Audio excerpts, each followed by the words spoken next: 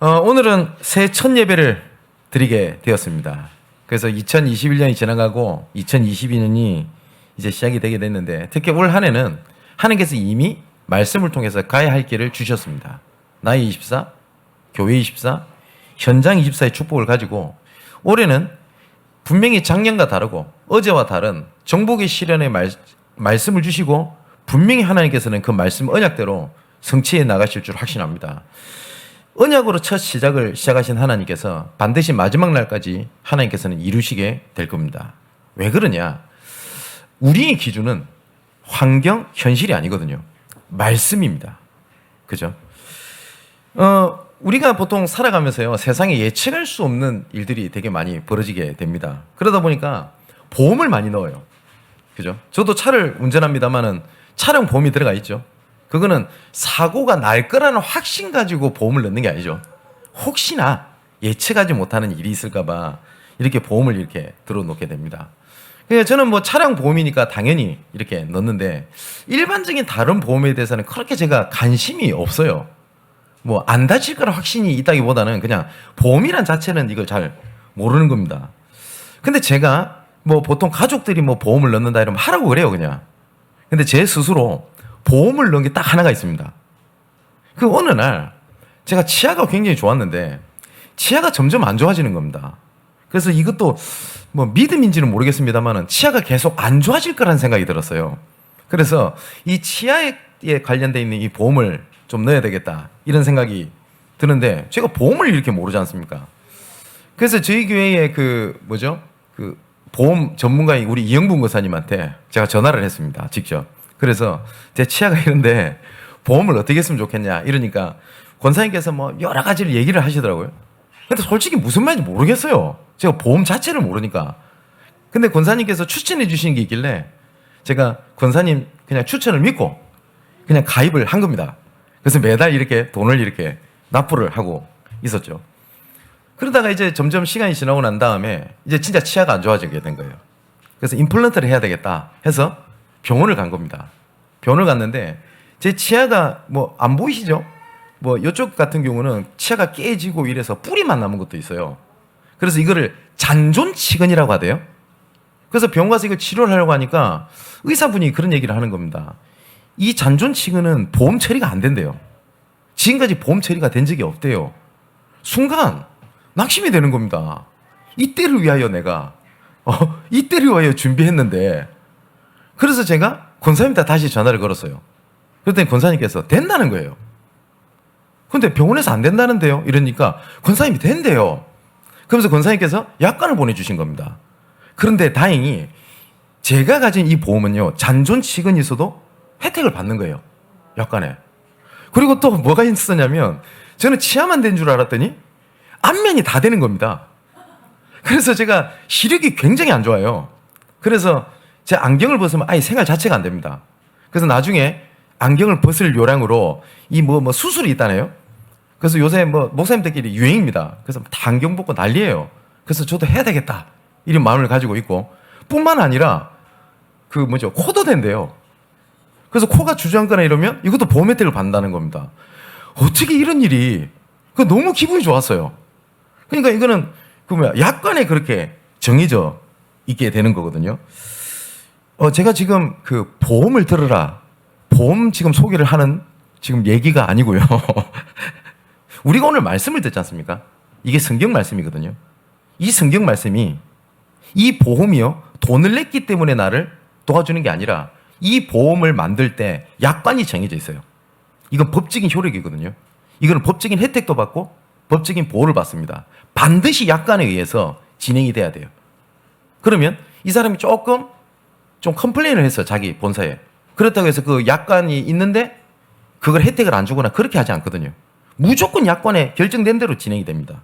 그것처럼 성경은 하나님께서 자녀된 우리에게 언약을 지키시려고 말씀하신 하나님의 약관입니다. 이 약관을 하나님께서 우리와 상의하지 않으시고 완전한 약관으로 하나님께서 우리에게 말씀을 주신 겁니다. 그래서 우리가 지난주 말씀처럼 하나님의 절대가 나의 믿음이 돼야 될 이유가 그거예요. 왜냐? 말씀이 그 기준이기 때문에 그렇습니다. 그래서 하나님께서 이 언약을 체결하셨고, 쉽게 말하면 아까 말씀드렸던 것처럼 이 약관을 체결하셨기 때문에 이것을 알면 알수록 내가, 아까 제가 안면에 대해서 걱정할 이유가 없다고 그랬죠. 예? 그것처럼 내가 걱정할 이유가 없어져 버리는 겁니다. 무슨 말인지 아시겠죠? 그래서 우리는 모든 기준은 어디에 있어야 되냐? 말씀이 있어야 돼요. 그래서 하나님께서 우리의 이렇게 약관을 이렇게 체결하셨는데, 하나님께서 일방적으로 우리에게 약관을 체결하셨습니다. 하나님께 유리하도록 약관을 체결하신 게 아니라 완전한 약관을 체결하셨어요. 그래서 이 양전의 약관을 체결하셨는데, 그분이 바로 누구냐? 구약에는 메시아, 신약에는 그리스도로 오신 겁니다. 구약 성경에는 계속 얘기가 나오는 것이 뭐냐면 메시아를 보내겠다. 신약에는 그 메시아가 오셨어요. 그래서 히브리어로는 메시아, 헬라어로는 그리스도라고 부릅니다. 같은 겁니다. 그래서 신약에는 그 구원자가 오셨다. 그게 구약과 성경의 말씀의 시작과 끝입니다. 그래서 우리 성경을 하나님께서 이렇게 주셨단 말이에요. 그래서 갈라디아 4장 4절에 보니까 때가 참에 하나님이 그 아들을 보냈다라고 되어 있습니다. 어느 날 하나님께서 기분에 따라 예수 그리스도를, 메시아를 보내신 것이 아니고 그리스도를 보내신 것이 아니라 하나님의 정확한 시간표에 그리스도를 보내셨고, 하나님의 정확한 시간표에 따라 우리를 구원하셨고, 하나님의 정확한 시간표에 따라 우리를 이끌어가고 계시는 겁니다. 그래서 지난주 우리 말씀을 들었듯이 하나님의 자녀는 절대 정체나 퇴보는 없습니다. 근데 우리는 그렇게 느끼게 하거든요, 사단이. 내가 옛날로 돌아간 것 같아. 옛날에 문제가 생기잖아요, 똑같은. 그럼 어떻게 하는지 압니까? 내 옛날하고 똑같아 보이는 겁니다. 아, 나는 신앙이 늘지 않았어. 나는 믿음이 늘지 않았어. 라고 하는데 그건 우리 기준이고요. 하나님의 말씀에 하나님의 자녀는 결단코 정체나 결단코 퇴보는 없습니다. 근데 이 그리스도께서 하나님께서 보내셔야 될 이유가 있어요. 인간이 절대 해결하지 못하는 문제가 있습니다. 뭐냐면 우리가 생각할 때 죄 이러면 뭐 도둑질한 거, 거짓말한 거 여러 가지가 다 죄입니다. 근데 그거는 여러 가지 하나님의 절대 죄가 아니에요. 하나님의 절대 죄는 뭐냐면 하나님을 떠난 문제입니다. 하나님을 떠나 있게 되니 하나님을 떠나서 이루어지는 모든 것은 죄악입니다. 제가 이런 표현 많이 들었잖아요. 우리의 자녀가 어느 날 당신은 이제 내 부모가 아닙니다 라고 선언해서 밖에 나갔어요. 그래서 이 친구가 자수성가를 한 겁니다. 돈을 엄청나게 벌었어요. 주변 사람이 이렇게 얘기할 겁니다. 대단하다, 실력 있다, 능력 있다, 자수성가했다라고 할 거잖아요. 부모 입장에서는요, 성공했던 그 자체가 죄예요. 맞지요? 집을 나갔어요. 부모 아니라고. 그런데 더 비참하게 사네? 그것도 죄예요. 맞죠? 떠나 있으니까. 그래서 우리가 하나님께 죄를 지었다고 했을 때 제일 근본적으로 하나님의 자녀는 생각이 될 것이 뭐냐면 하나님을 떠난 겁니다. 이 하나님을 떠난 것 때문에 에덴 동산의 축복이 어떻게 바뀌었죠? 모든 게 인간에게 문제가 되는 걸 다 바뀌어버린 겁니다. 하나님을 떠나서 이 땅도 저주를 받게 된 겁니다. 그래서 이 문제를 해결할 수 있는 길이 없단 말이에요. 하나님을 떠나서 죄 속에 빠진 게. 근데 하나님을 떠나서 죄 속에 빠진 것도 문제인데 어떻게 되냐? 우리의 영이 이 사단에게 딱 움켜잡게 된 겁니다. 내가 알든 모르든 그 영향력 속에 하나님을 떠났기 때문에 사단의 법 속에 딱 들어가게 된 겁니다. 이 문제를 해결할 수 있는 길이 없잖아요. 그죠? 그래서 하나님께서 약속을 하신 게 있습니다. 내가 이 문제를 해결해 줄게. 우리 힘으로 할 수 있는 게 아무것도 없는 겁니다. 그래서 그리스도를 보내겠다고 약속을 하신 겁니다. 근데 그 그리스도께 진짜 오셨어요. 그래서 예수님이 오셨거든요. 그 예수가 그리스도로 오시게 된 겁니다. 만일에 이 일을 석가가 했다. 그러면 석가모니를 그리스도라고 믿어야 돼요. 이 일을 공자가 했다면 공자를 그리스도라고 믿어야 됩니다. 근데 우리가 근데 그분들이 해결한 게 아니에요. 저는 공자나 석가를 무시하거나 비할 생각은 전혀 없습니다. 왜냐하면 그분들은 저보다 훨씬 훌륭한 분인 거 저 인정합니다. 소크라테스 저보다 훌륭합니다. 저는 악법은 법이 아니라고 생각합니다. 근데 소크라테스는 악법도 법이라며요. 그렇지 않습니까? 공자 얼마나 도덕적입니까? 저는 그리 도덕적인 사람이 아닙니다. 그죠? 석가모니는 3년 동안 보리수나무 밑에 도 닦았다는데 제가 이번 주에 기도원을 갑니다만은 일주일 동안 계속 제가 막 오직 기도만 하고 있을까요? 산책도 합니다. 근데 그분은 그런 것도 안 했대요. 저보다 훌륭해요. 하지만 그분은 그리스도가 아니에요. 절대 이 문제를 해결을 하지 못하는 겁니다. 근데 이 그리스도가 되어야 될 조건이 있거든요. 왜냐? 우리 인간 문제이기 때문에 인간이 해결해야 돼요. 그죠? 근데 인간이 해결해야 되는데 죄가 없는 인간이 나를 위해서 죽어야 되는 겁니다. 근데 완전한 죄가 없는 인간이 이 세상에 없단 말이에요. 그죠? 나를 위해서 죽어줄 수 있는 사람이 있을 수도 있습니다. 그죠? 그 사람이 문제가 없어야 돼요. 근데 문제가 있거든요. 어떻게 할 겁니까? 이 세상에 방법이 없는 겁니다. 그래서 하나님께서 직접 육신을 입고 이 땅에 오셨는데 창세기 3장 15절에 보니까 여자의 후손으로 오셔야 될 이유가 있어요. 남자와 여자 사이에 인간으로 와버리면 태어나자마자 원죄를 갖고 태어납니다. 그죠? 근본 문제를 갖고 태어납니다. 그런데 이 세상의 모든 인간은 근본 문제를 갖고 태어날 수밖에 없어요. 근본 문제가 없는 완전한 사람으로 오실 수 있는 방법이 딱 한 가지가 있는 겁니다. 성령으로 말미암아 잉태되어 이 땅에 오시는 겁니다. 그래서 하나님께서 마리아를 통하여 성령으로 잉태되어서 이 땅에 오셨는데 완전한 인간으로 그리고 그분은 완전한 하나님으로 오시게 된 겁니다. 감사할 일이죠. 그분은 딱 한 분밖에 없어요. 그분이 바로 그리스도입니다. 그래서 히브리서 4장 15절에 우리에게 있는 대제사장은 우리의 연약함을 동정하지 못하실 리가 아니요 모든 일에 우리와 똑같이 시험을 받으신 이로되 죄가 없으시니라 라고 되어 있습니다. 이 그리스도께서 모든 문제 해결하셨다고 하는 말이 얼마만큼 대단한 거냐면 이사야 53장 5절 6절에 이렇게 되어 있습니다. 그가 찔림은 보세 찔리셨잖아요. 우리의 허물 때문이요. 그의 상함은 우리의 죄악 때문이라. 그가 징계를 받음으로 우리는 평화를 누리고 그가 채찍에 맞음으로 우리는 나음을 받았도다. 그러면 이거에 대해서 감사하고 감격하고 해야 될 거잖아요. 근데 6절에 뭐라고 되어 있는지 압니까? 우리는 다 양 같아서 그릇 행하여 각기 제 길로 갔거늘. 아니 우리는요 온전히 그 안에 있지도 않았대요. 그러면 우리 같으면 때리쳐버려 그냥 막 어떤 걸로 하자 이래야 될 거 아니에요. 근데 뭐라냐? 여호와께서는 우리의 모두의 죄악을 그에게 그리스도에게 담당을 시켜버린 겁니다. 그 이유는 딱 한 가지 방법밖에 없어요. 하나님의 사랑입니다. 우리가 잘해야 되잖아요. 그죠? 그럼 우리는 이런 생각이 들잖아요. 내가 좀 놓쳤어요, 언약을. 실수해서 연약해요. 그럼 우리 같으면 좀 싫어지고 밀어야 될 것 같지 않아 보이지 않습니까? 근데 하나님께서 말씀하셨어요. 결단코 너희를 버리지 아니하겠다. 그 어마어마한 선언입니다. 우리가 그에 대한 대가를 치르지 아니하도록 하겠다. 네 연약함에 대한 대가를 치르지 아니하도록 하겠다. 그겁니다. 그 메시아께서 그 그리스도께서 우리를 위하여 오셨는데 그걸 보고 구원이라고 합니다. 근데 이 구원은 뭐냐면 하나님께서 나를 향한 구원을 성취하시고 나를 통한 구원을 말씀을 하고 계시는 겁니다. 이것이 보좌의 축복입니다. 우리가 보좌의 축복이라고 얘기를 했었을 때 예수께서 보좌에 앉으신 이유는 딱 한 가지밖에 없어요. 우리를 구원하시고 보좌에 앉으셨습니다. 맞죠? 원래 예수 그리스도는 하나님과 동일한 분이고 그분은 하나님이십니다. 요한복음 1장 1절에 보니까 태초에 말씀이 계시니라. 이 말씀이 하나님과 함께 계셨으니 곧 하나님이시니라. 근데 이 말씀이 육신이 되어 이 땅에 거하셔서 부활하사 승천하셔서 보좌에 앉으셨는데 그건 딱 한 가지밖에 없어요. 우리 구원입니다. 예수님께서 그 성삼위 하나님께서 다리가 아파가지고 보좌에 앉으신 것이 아니잖아요. 우리의 구원 때문입니다. 그리고 우리를 통한 구원 때문입니다. 올 한 해 그 보좌의 능력이 내 속에 여러분 현장에 특히 우리 후대들 렘넌트들 위해 임하게 되는 축복이 있기를 주님의 이름으로 축원을 드립니다. 자, 이 구원을 가지고요 신학적으로 설명을 할 때 구원의 서정이라는 표현을 쓰거든요.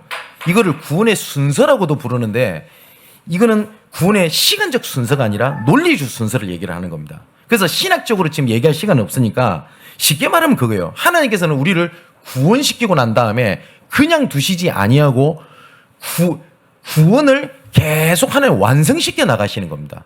아니 내가 구원받고 천국에 가고 하나님의 자녀로 완성시켜 나간다는 말이 아니라 그 구원은 완성이 되었고요. 구원받았다고 하는 걸 그 구원을 통해서 하시고자 하나님의 계획이 있죠. 이것은 계속 하나님 성취해 나가십니다. 자, 말씀에 뭐라고 되는지 볼까요? 로마서 8장 31일이 되어 있습니다. 또 미리 정하신 그들을 부르시고, 하나님이 부르셨어요. 또 부르신 그들을 어떻게 했다고요? 의롭다 하시고, 의롭다 하신 그들을 또한 어떻게 하신다고요? 영화롭게 하시느니라. 하나님은 그 구원의 서정을 이렇게 계속 이끌어 가십니다. 근데 하나님께서 우리를 영화롭게 하시는 이유가요, 여러 가지가 이유가 있겠습니다만은 구원은 딱 한 가지입니다. 뭐냐면 나를 향한 구원, 나를 통한 구원입니다. 그래서 하나님께서는 나를 통한 구원을 이루어 가시기 위하여 하나님께서는 갱신도 하게 하시고, 그리고 연단시키고 가시고 그렇게 하시는 겁니다. 근데 우리는 자꾸 하나님께서 영화롭게 한다고 하니까 자꾸 우리가 어떻게 이해를 해버리냐면, 내가 편안해야 돼요. 내가 그냥 뭐 문제가 없어야 되고 갈등이 없어야 되고 이렇게 생각을 하거든요. 하나님의 영화는 구원의 완성에 있습니다. 이걸 보고 구원의 서정이라고 얘기를 해요. 자, 보십시오. 에베소서 1장에 이렇게 되어 있습니다. 구원은 뭐냐? 에베소 1장 3절에 하나님께서 하늘의 신령한 복으로 이미 다 우리에게 복을 주었다라고 되어 있습니다. 줄 것이라고 안 되어 있고, 구원을 완성시켜 나갔거든요. 왜냐? 그 안에 넘치는 은혜의 풍성을 알게 하시고 그 뜻의 비밀을 우리에게 알리시고 때가 찬 경륜을, 즉 시간표에 따른 구원 계획을 위하여 우리를 예정하셨다라고 성경에 분명히 되어 있어요. 경륜이라는 말은 하나님의 구원 계획, 이런 말이거든요. 이 하나님의 구원 계획을 이루기 위하여 하나님께서 어떻게 하셨냐? 우리를 예정했대요. 이 계획이 얼마만큼 대단하냐? 하늘에 있는 것이나 땅에 있는 것이나 다 그리스도 안에서 통일되려 하려 함이니라. 이 그리스도를 통하여 하나님께서 모든 것을 이루어 가시고 통일시켜 나가시게 되는 겁니다. 그래서 바울이 이 얘기를 하는 겁니다. 너희의 마음의 눈을 밝히사 하나님이 하나님을 알게 하고 그 안에 있는 부르심의 소망이 너희가 무엇인지를 알기 원한다. 그리고 그 안에 지극히 큰 풍성한 은혜가 무엇인지 알기 원하고 능력이 지극히 크심을 너희가 알기를 원한다. 그리고 21절 23절 이렇게 되어 있습니다. 그 그리스도는 뭐냐? 모든 만물이 그리스도 이름 앞에 무릎을 꿇었다고 되어 있어요. 이게 우리의 구원의 능력입니다. 그런데 우리가 자꾸 이 구원을 어떻게 자꾸 그냥 얘기를 하냐면, 그냥 예수 믿고 천국 간다, 이 정도로 생각을 하거든요. 성경 전체를 딱 하나를 얘기를 하는 거냐면 그리스도를 얘기하는 겁니다. 그럼 그리스도께서 오셔야 되는 이유는 딱 한 가지밖에 없습니다. 구원입니다. 구원. 그래서 우리가 보좌의 능력이라고 했을 때 구원의 능력입니다. 근데 우리가 구원을요, 너무 등한시 여겨요. 그냥 예수 믿고 천국 간다, 이 정도로 생각을 하는데 구원은 그 정도로 얘기하는 것이 아닙니다. 자, 보십시오. 구원의 안성은 뭐냐? 아까 말씀드렸던 것처럼 이 죄로 인하여 모든 문제가 왔거든요. 맞지요? 성경에. 그러면 이 죄의 문제를, 이 죄의 근세를 해방하셨다는 말은 더 이상 우리에게는 문제가 나를 주장하지 못한다는 말입니다. 불신자들은 작은 거에도 무너지고 실패하는 사람 많습니다. 제가 저번에 말씀 안 들었나요? 누가 별말도 아니라, 별말도 아니에요, 툭 던진 말이 이 친구한테 비수가 꽂혀가지고 일평생 그 상처로 있다가 자살한 사람 본 적 있어요. 근데 성경이 뭐라고 되어 있냐? 죄가 너희를 주장하지 못하리니. 다시 말하면 뭐냐? 죄로 인하여 오게 된 문제, 상처, 갈등이 더 이상 너를 주장하지 못한다. 그게 구원입니다. 어마어마한 말씀을 하신 겁니다. 그리고 사망의 권세에서 그리스도께서 해결하셨고요. 더 이상 저주와 대가를 치르지 아니합니다. 그 저주와 대가를 그리스도께서 모든 문제를 끝내버린 겁니다. 그런데 우리가 자꾸 사단을 속이는 겁니다. 내가 어떤 실수를 했거나 뭐 잘못을 하잖아요. 그 대가를 자꾸 치른다고 생각을 해요.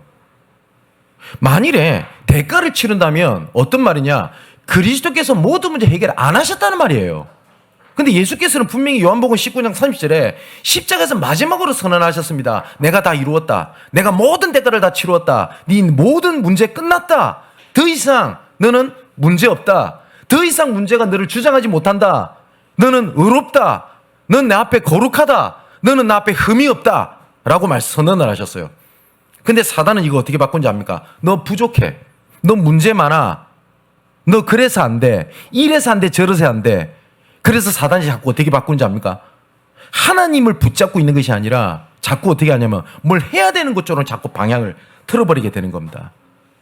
그럼 구원받은 상태가 어떤 거냐? 성삼위 하나님이 나와 함께 계신다는 겁니다. 그것이 구원의 상태거든요. 이걸 보고 하나님의 형상을 해보겠다라고 얘기를 하는 겁니다.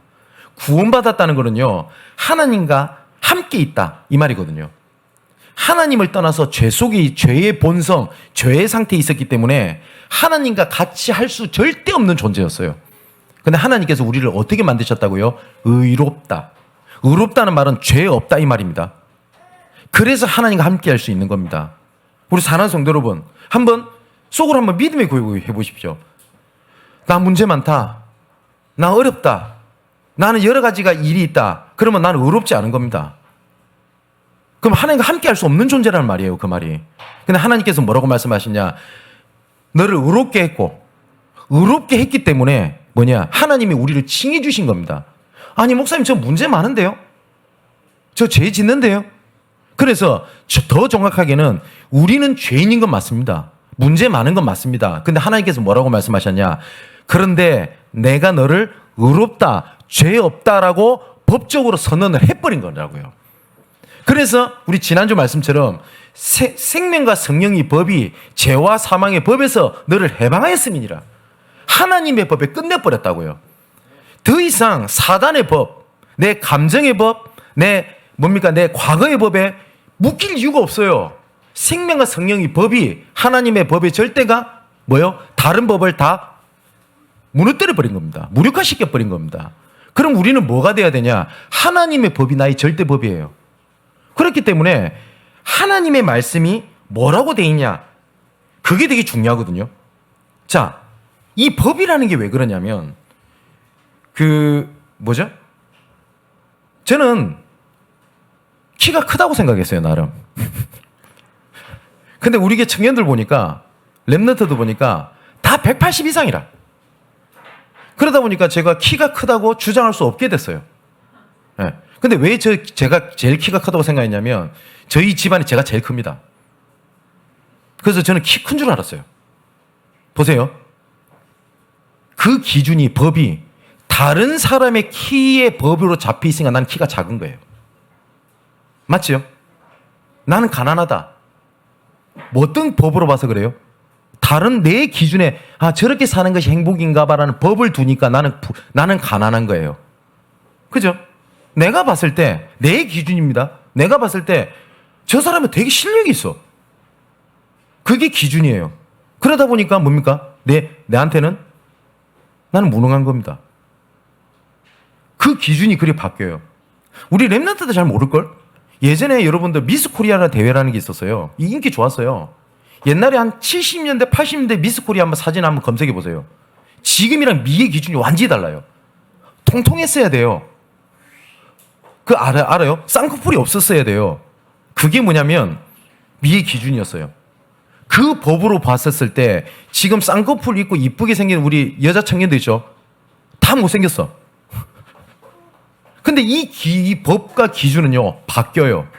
맞죠? 근데 하나님은 절대 법입니다. 근데 우리가 다른 기준에 따라서 난 된다, 안 된다를 자꾸 얘기를 하는 거예요. 그잖아요. 그래서 하나님께서 뭐라고 말씀하셨냐? 의롭다라는 말은 죄가 우리를 주장하지 못한다. 문제가 더 이상 나를 주장하지 못한다는 말입니다. 우리 사랑하는 성도 여러분, 우리 이틀 전까지만 해도 2021년이었죠. 나는 문제다, 어렵다, 안 된다, 갈등이다, 위기다 라고 하는 생각을 오늘 뭘로 바꾸셔야 되냐? 아니, 나는 의롭다. 이걸로 바뀌게 되시기를 주님의 이름으로 축원을 드립니다.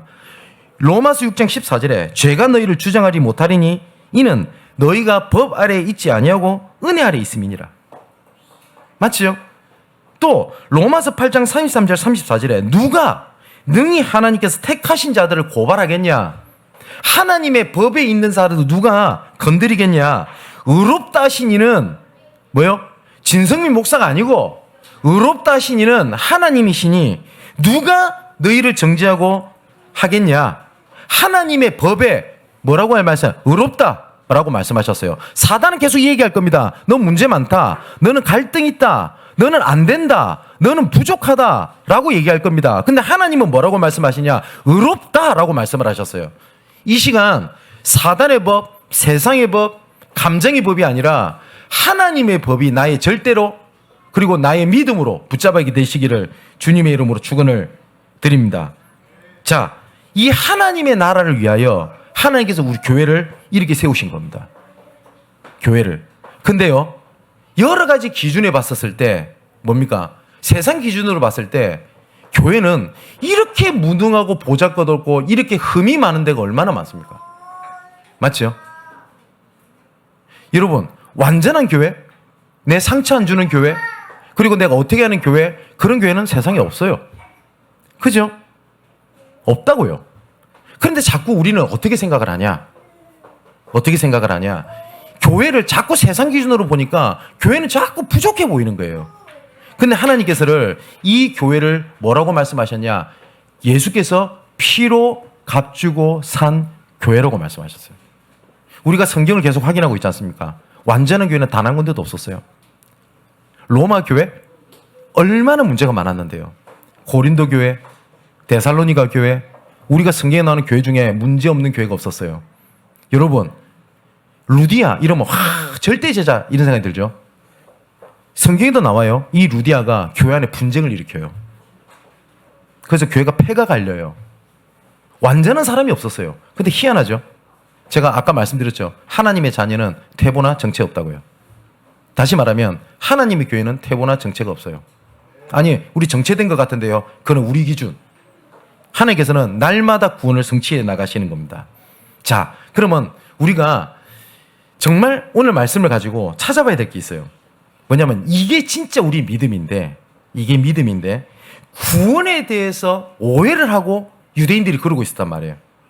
그래서 오늘 로마서 본문의 1절에서 3절에 이 얘기를 하는 겁니다. 뭐냐? 형제들아, 1절에요. 내 마음에 원하는 바와 하나님께 원하는 바는 이스라엘이 위함이니 곧 그들로 구원을 받게 하려 함이라. 여기 구원이에요. 맞죠? 근데 내가 증언하노니 그들이 하나님께 열심히 있으나 올바른 지식을 따른 것이 아니니라. 하나님의 의를 모르고 자기 의를 세우려고 힘써 하나님 의에 복종하지 아니하였다라고 돼 있거든요. 근데 많은 사람들이, 유대인도 그렇게 생각을 했어요. 뭐냐면 이 사람들이 율법 지켜서 구원받는다라고 생각을 하지는 않았어요. 근데 어떻게 생각을 했냐면 예수 믿고 구원받는 건 맞다. 그래도 할 건 해야지. 그래도 지킬 건 지켜야지. 이렇게 얘기를 한 겁니다. 예수 믿고 구원받는 건 맞다. 이렇게 구원을요 오해를 하고 구원을요 많이 제한을 시켜요. 지금도 현장에 가보면 이번에도 연말이라고 막 연락도 오고 하더라고요. 그래서 오랜만에 연락 온 사람들도 있어요. 그럼 제가 꼭 항상 물어보는 게 있습니다. 신앙생활 잘하고 있냐고.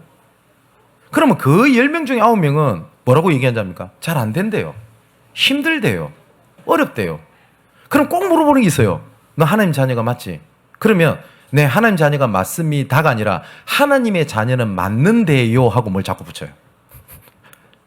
구원은요, 우리를 천국 가게 했다라는 정도가 아니라요. 우리 구원을 제한시키지 마십시오. 무슨 말이냐? 우리의 산업도 하나님의 구원의 축복이 필요하고 임하는 현장입니다. 하나님의 보좌의 능력이 내 안에, 하나님의 보좌의 능력이 여러분들의 산업에, 여호와의 성삼위 하나님의 보좌의 능력이 여러분의 지역에, 보좌의 하나님의 능력이 여러분 기능에, 특히 성삼위 하나님의 보좌의 능력이 우리 렘넌트들 위해, 맞죠? 그게 구원의 능력입니다. 자, 한번 우리 생각을 한번 해보십시오. 진짜 하나님의 은혜가 아니면 우리는 못 살아갑니다. 맞죠? 근데 정말 한번 생각해 보십시오. 우리가 이리 생각을 해요. 예수 믿고 열심히 해야 돼. 여러분 어떤 생각이 드십니까? 맞아 보이죠? 성경에는 그렇게 돼 있지 않아요.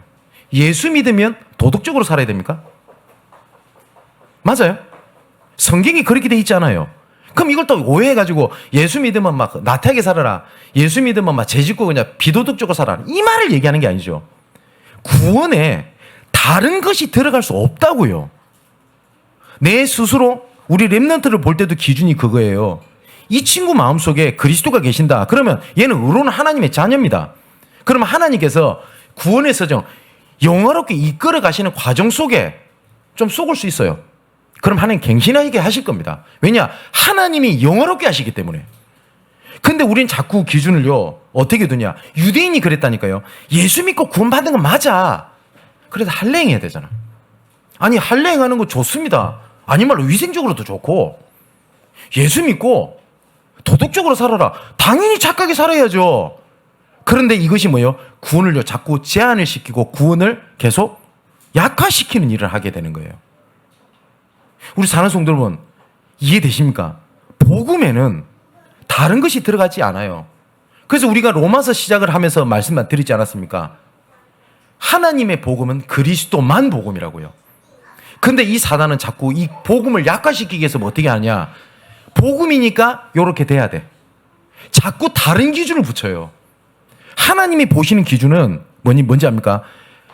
하나님의 아들인 자에게 생명이 있고 하나님의 아들이 없는 자에게 생명이 없느니라. 하나님의 기준은 그리스도밖에 없어요. 근데 자꾸 우리를 어떻게 하냐? 복음이니까 이렇게 돼야 돼. 저 이런 얘기 많이 들었어요. 복음인데 왜 다 잘 안 됩니까? 복음이 꼴은 내가 잘 돼야 되는 게 기준인 거예요. 맞죠? 근데 하나님께서 그렇게 말씀 안 하셨다고요. 그래서 바울이 갈라디아서 이렇게 얘기를 하는 겁니다. 너희가 진짜 복음을 속기 떠나 다른 복음을 따르는 것을 내가 너무 이상하게 여기노라. 그래서 어느 정도까지 강하게 얘기하냐면 내가 전하는 복음 외에 다른 복음을 전하면 너희들 저주받을 거야. 그때 당시에 뭐 했는지 알아요? 그래 예수 믿고 구원받는 건 맞아. 그래도 이거 해야 돼. 할례 행해야 돼. 지켜야 돼. 이것이 기준이었던 거예요. 어떻게 하나님의 사람이 어떻게 복음 가진 장로가 어떻게 복음 가진 주의 종이 어떻게 복음 가진 렘넌트가 저리 할 수 있지? 라는 기준이 들어올 때 그 순간부터 복음은 하나님 능력이 안 돼버리는 겁니다. 바울이 이 얘기를 하는 거예요. 자, 그래서 5절에 모세가 기록하되 율법으로 말미암는 의를 행하는 사람은 그 의로 말미암아 살리라. 무슨 말이죠? 율법을 하나님께서 보내신 이유는 우리에게 뭘 보게 하신 거냐면 너희 힘으로 아무것도 할 수 없어. 그걸 보게 하신 겁니다. 그래서 4절에 바울이 이렇게 얘기를 하는 겁니다. 그리스도는 모든 믿는 자에게 의를 이루기 위하여 어떻게 하냐? 율법이 마침이 되셨다. 뭐냐? 그리스도가 우리의 의를 완성시켰다. 그리스도만 우리 의를 완성시켰다. 이렇게 얘기를 하는 겁니다. 근데 오늘 본문에 보면요. 6절에서 7절까지 이렇게 8절 넘어가면 이 말 읽으면 굉장히 이해가 안 됩니다. 한번 읽어볼까요? 이해되시나요? 그게? 믿음으로 말미암은 의는 이와 같이 말하되 내 마음에 누가 하늘에 올라가겠느냐 하지 말라. 하니 올라가겠다 하면 그리스도를 모셔 내려오는 것이요. 혹은 누가 무저갱에 내려가겠느냐 하지 말라 하니 내려가겠다 하면 그리스도를 죽은 자 가운데서 모셔 올리는 것이라. 그거 이해되세요? 이 말? 이거 쉽게 말하면 이거예요. 뭐냐면 그리스도께서 모든 문제 해결하셨기 때문에 우리가 다시 천국에 올라가서 그리스도께서 다시 좀 와주세요. 무저갱이라는 말은 예수께서 십자가에 못 박혀 죽으실 때 지옥 권세를 무너뜨리셨거든요. 그 무저갱 지옥을 얘기합니다. 그게 문제 해결하신 그리스도를 다시 내려가가지고 올리게 할 필요 없다. 이 말입니다. 그런데 너희들이 뭐 행해야 된다, 뭐가 필요하다 하면은 문제가 너희들 다 해결된 거 아니네?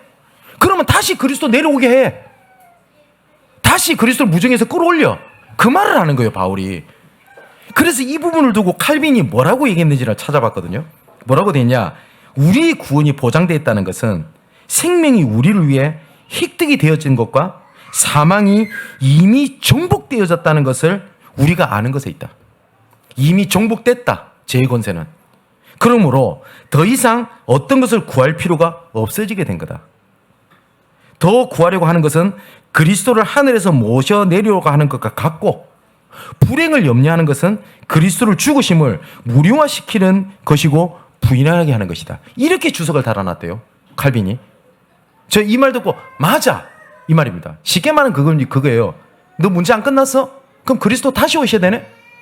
이 얘기를 하는 거예요. 그죠? 사는 성도 여러분, 오늘부터 하나님의 약관에 이렇게 돼 있어요. 문제 없다라고 말씀하셨습니다.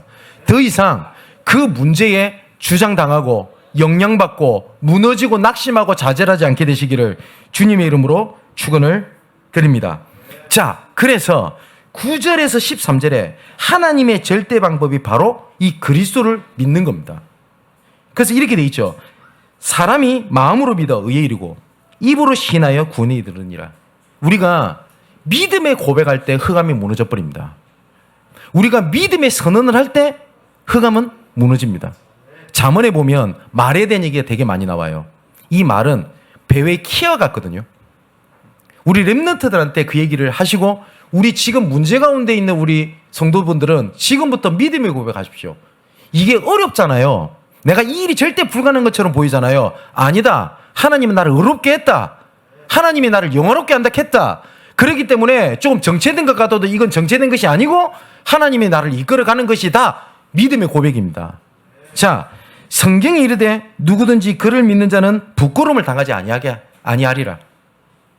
헬라인이나 유대인이나 차별이 없음이라. 한 분이신 주께서 모든 사람의 주가 되사 그를 부르는 모든 사람에게 부여하시는도다. 그리고 뭐라고 되어 있죠? 누구든지 주의 이름을 부르는 자는 구원을 얻게 될 것이다. 오늘 진짜 그리스도를 믿고 믿음의 고백을 하게 되시기를 주님의 이름으로 축원을 드립니다. 자, 그러면 마지막으로 두 번째로요. 우리가 구원에 대한 참된 지식과 참된 믿음이 뭡니까? 보호자의 능력이 내 속에 임하게 된 거고 보호자의 능력이 여러분의 업에 보호자의 능력이 내 자녀의 가정에 그리고 직장 현장에 임하게 되는데 그게 어떠한 지식, 어떤 진짜 복음에 대한 지식이고 어떤 믿음이냐? 오늘 4절에 이렇게 되어 있습니다. 그리스도는 모든 믿는 자에게 의를 이루기 위하여 뭐라고요? 율법의 마침이 되셨느니라. 이거를 다른 말로 말하면 뭔지 압니까? 그리스도면 끝난 거야. 그리스도면 완전한 거야. 라고 되어 있어요. 예수 그리스도를 믿고 난 다음에 문제가 왔었을 때 어떻게 대처해라 라는 얘기가 성경에 나와 있지 않습니다. 그 말은 예수 믿음은 끝이라는 얘기입니다. 그래서 우리는 오직 그리스도를 얘기하는 겁니다. 그리고 완전한 그리스도를 얘기하는 겁니다. 그리고 영원한 그리스도를 얘기를 하는 겁니다. 그래서 바울이요 이 얘기를 하는 겁니다. 진짜 하나님 보시길 때 진짜 지식과 진짜 믿음이 뭔지 아세요? 문제가 왔을 때 그리스도를 고백하는 겁니다. 그래서 제가 우리 송구 영신 예배 때도 좀 말씀드렸잖아요. 바울이 고린도 교회에 문제가 너무 많았다고요. 생각해보세요. 바울이 세운 교회인데 바울을 쫓아내요. 오지 말래요. 바울이 온갖 오해를 다 했어요. 심지어 어떤 오해까지 했는지 아세요? 바울이 각 교회에 선교비를 받아서 선교 활동을 다녔어요. 그죠? 그랬더니 그 돈 가지고 시비를 거는 겁니다. 뭐라고 시비를 거냐면 바울 저거 돈 받으려고 그러는 갑다. 아니 초대교회가 그랬다고요. 그러면 바울이 해명을 하고 화도 내고 뭐라고 해야 되잖아요. 근데 바울이 그 얘기를 안 하는 거예요. 그래서 바울이 로마서 1장 18절에 십자가의 도가 멸망하는 자들에게는 미라는 것이요 구원은 받은 우리에게는 하나님의 능력이라. 그래서 2장 2절에 이렇게 돼 있습니다. 내가 너희 중에서 예수 그리스도와 그가 십자가에 못 박히신 외에는 내가 아무것도 알지 아니하기로 내가 작정하였음이니라. 그 문제 많지? 나 그 문제 해결하려고 너희들한테 얘기 안 할 거야. 난 그리스도만 얘기할 거야. 바울이 그 고백을 한 거예요. 이때 흑암이 굴복하게 되는 겁니다. 그죠? 이 사단은요 무릎 꿇게 되는 사건이 언제인지 아십니까? 우리의 일반적인 상식이 정상궤도 올라갔을 때 사단이 무너지는 게 아닙니다. 그리스도가 선포했을 때 흑암이 무너지는 거예요. 맞지요? 바울이 그걸 알았던 겁니다. 그게 보좌의 능력입니다. 뭐냐? 하나님께서 택하신 자를 부르시고 부르신 자들을 의롭게 하시고 의롭게 하신 자를 어떻게 하신다고요? 영원롭게 하시느니라. 그래서 절대 교회는 정체가 없고 태보가 없다. 그렇다면 난 그리스도만 말한다. 십자가의 도 예수께서 죽으신 것 외에는 내가 아무것도 말하지 않겠다. 성경이 이렇게 돼 있어요.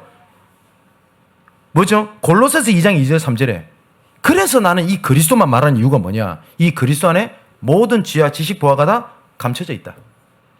나는 그래서 바울은 빌립보 3장에는 이 그리스도가 대단한 것이기 때문에 이 그리스도를 아는데 방해된 모든 것을 다 배설물 여긴다. 얼마나 좋은 게 많았어요. 가말리엘 문화생. 그죠? 그리고 바리새인 중에 바리새인. 바리새인만 돼도 대단하다고 말씀드렸죠. 근데 바리새인 중에 바리새인. 로마 시민권자. 근데 복음에 방해되니까 나 다 버려. 그 이유는 있습니다. 바울이 그렇게 했습니다. 내가 그리스도로 얻고 내가 그 안에서 발견되려 하려 함이니. 그게 바울의 고백이었습니다. 자, 이것이 우리의 진짜 참된 믿음이 되시기를 주님의 이름으로 축원을 드립니다.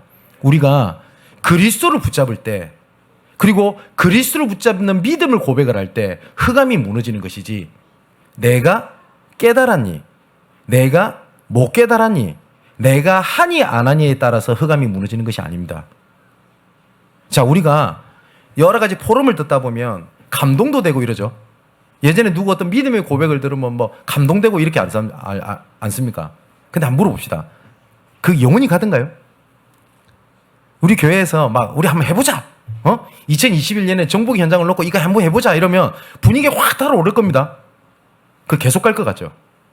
안 갑니다. 이거 제가 낙담을 드리려고 드린 얘기 아니고요. 예수 그리스도만 어제와 오늘은 영원토록 동일하십니다. 그래서 교회가 그리스도를 붙잡고 그리스도 고백하는 거, 그게 힘이 없어 보이고 나약해 보이고 아무것도 없어 보이죠? 영원합니다. 근데 우리 교회가 올해는 어떻게 해보자 막 목표 팍 세워가지고 막 동기부여가 열심히 하잖아요. 당장은 동기부여가 됩니다. 근데 안 돼요. 뭐냐, 그 기준은요 시대에 따라서 다 달라져요. 그죠? 제가 그 말씀 한 번 안 드렸나요? 지금 막 각 교회마다 건축을 놓고 기도합니다. 근데 하나님께서 응답을 안 하신 이유가 있대요. 각 교회마다 조사를 해봤답니다. 그 뭐죠? 땅 몇 평 달라고. 그 땅을 다 합치니까 우리 대한민국이 3배더래요. 그래서 하나님이 주실 수가 없대요.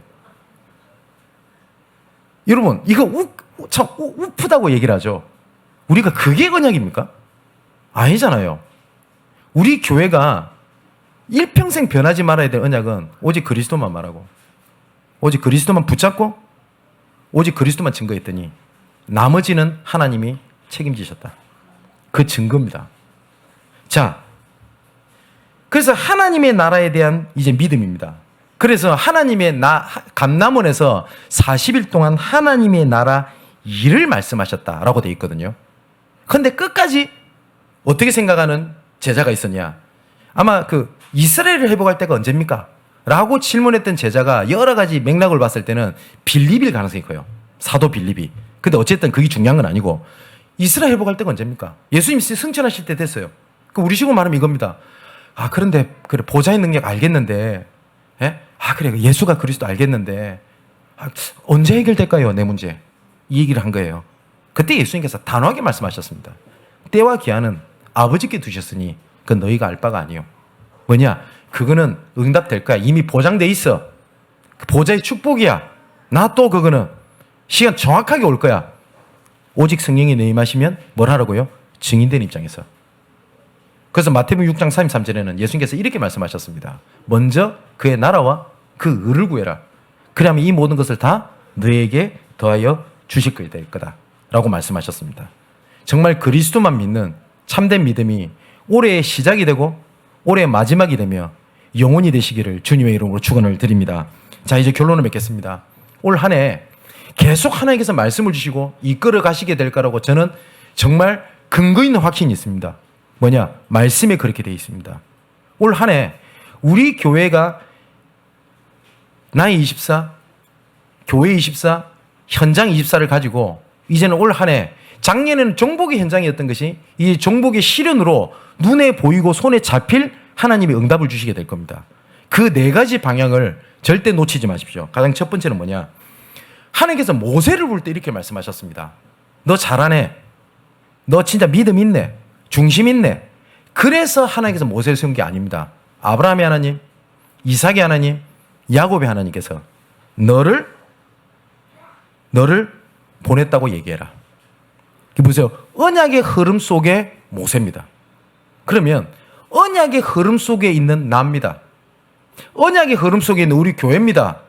언약의 흐름 속에 있는 우리 자녀고 언약의 흐름 속에 있는 내 지역입니다. 그래서 이 이스라엘 백성들이 뭘 따라가죠? 언약에 따라갑니다. 그게 우리 첫 번째 언약입니다. 두 번째는 이렇게 되어 있습니다. 출애굽기 3장 16절 18절 이렇게 되어 있거든요. 16절에는 너는 가서 이스라엘의 장로들을 모으고 18절에는 장로들과 함께 애굽 왕에게 이르기를 이라고 되어 있습니다. 그럼 우리 장로님들뿐만 아니라 우리 중직자들, 예비 중직자들이 이제 해야 될 일들이 있을 겁니다. 우리 중직자들이 해야 될 주와 부가 있습니다. 조금 교회에 뭐 약간 부족한 거 있어도 괜찮습니다. 근데 진짜 주가 있습니다. 이 얘기를 1월부터 이제 약 30주간 중직자 전도훈련에 대한 얘기를 하게 될 겁니다. 그래서 꼭 우리 중직자들, 특히 우리 전 성도들은 바로왕 앞에 모세 혼자 보내지 않고 장로들과 함께 바로 앞에 서서라고 되어 있거든요. 이 시련의 응답을 누리는 말씀으로 인도받게 되기를 주님의 이름으로 축원을 드립니다. 세 번째입니다. 하나님께서 말씀하셨습니다. 뭐라고 말씀하시냐? 내 형 아론이 있지 않냐? 그가 너를 만나러 오나니 그가 너를 볼 때에 그의 마음에 기쁨이 있을 것이다. 원래부터 알고 있었던 형이었어요. 그런데 출애굽의 종복의 시련에 가장 중요한 예비되어 있던 제자였습니다. 지금까지 놓쳤던 제자 응답을 확인하게 되는 올해가 분명히 되게 될 겁니다. 나는 이 사람이 진짜 되겠나? 라고 보여줬던 그 눈이 네 형 아론이 있지 않냐? 라고 했던 것처럼 제자로 보이고 제자를 세우고 제자를 파송하는 오늘 한 해가 되게 될 겁니다. 네 번째입니다. 결국 이렇게 갔었을 때 요단강을 딱 건너게 됩니다. 그래서 이렇게 얘기를 합니다. 하나님께서 각 지파에 있는 중직자들을 세워가지고 어떻게 하냐? 돌을 메고 와라. 기념비를 세워라. 그럼 이렇게 물을 거다 후대들이. 이 뭐예요? 그럼 얘기해줘라. 여호와 하나님께서 유월절 그 증거를 가지고 노예에서 해방시켜서 주의 말씀대로 여기까지 오셨고 주의 말씀대로 요단강을 가르셨고 여호와께서 약속하신 대로 가나안 땅에 이끌어갔다는 것을 보여줘라. 기념비를 세워줘라. 우리 후대들이 나중에 이렇게 물을 겁니다. 그리스도가 누굽니까? 이렇게 물을 겁니다. 다락방이 뭡니까? 이렇게 물을 겁니다. 미션홈이 뭐 하는 데입니까? 학업 캠프 왜 하는데요? 전도 캠프가 뭡니까? 이런 질문을 하게 될 겁니다. 그때 류 목사님 테이프 틀어주고 테이프가 너무 옛날 사람 같죠? 영상 그리고 강단 메시지 틀어주고 이렇게 할 겁니까? 아니요. 기념비에 대한 증거를 제시해 주는 겁니다. 그렇게 해서 우리 랩런트들의 미래를 도와주는 겁니다. 미래 캠프. 그리고 우리 학업 캠프를 중심으로 해서 우리 미션홈에서 이제는 우리 랩런트들 진짜 달란트를 돕고 세워주는 겁니다. 달란트 캠프. 그리고 우리 랩런트들에게 진짜 기도가 뭔지를 보여줘야 돼요. 믿음의 고백이 뭔지를 보여줘야 돼요. 기도 캠프. 정말 올 한 해 이런 중요한 응답을 누리는 시작이 되고 마지막이 되시기를 주님의 이름으로 축원을 드립니다. 기도합니다. 하나님께 감사함을 드립니다. 하나님의 보좌의 능력이 우리 속에 임하는 나의 24를 누리는 한 해가 되게 하옵소서. 이 보좌의 능력을 증거하고 보여주는 센터가 되는 교회 24의 능력을 축복을 누리는 한 해가 되게 하여 주시옵소서. 이 응답이 우리 모든 중직자들과 우리 성도들과 우리 새가족과 또한 지금 함께 인터넷으로 예배드리는 우리 믿음의 모든 권속들 위해 현장 24의 응답으로 함께해 주셔서 생명 살리는 응답이 있게 하시고 빛의 경제가 회복되는 시간 되게 하여 주시옵소서. 지금까지 말씀을 주시고 보고만 해서 살도록 하셨던 하나님께서 종복의 시련으로 눈에 보이고 잡혀질 만큼 응답을 주시는 한 해로 이끌어 가실 것인데 한 번도 가보지 못한 그 길을 언약 붙잡고 가게 하여 주옵소서. 세상 기준, 감정 기준, 다른 기준을 보고 나는 문제 있다. 나는 갈등이 있다. 위기라고 보지 않게 하시고 하나님의 절대 법이 나의 기준, 나의 믿음이 되어 그게 참된 믿음이 되어 나는 의로운 자녀며 보좌의 축복을 전달하기 위하여 부르심을 받았다는 사실을 알게 되게 하여 주옵소서. 오늘 주신 말씀이 한 주일 동안 일평생 성취될 것을 확신하며 살아계신 예수 그리스도의 이름으로 기도하옵나이다. 아멘. 자, 우리 찬송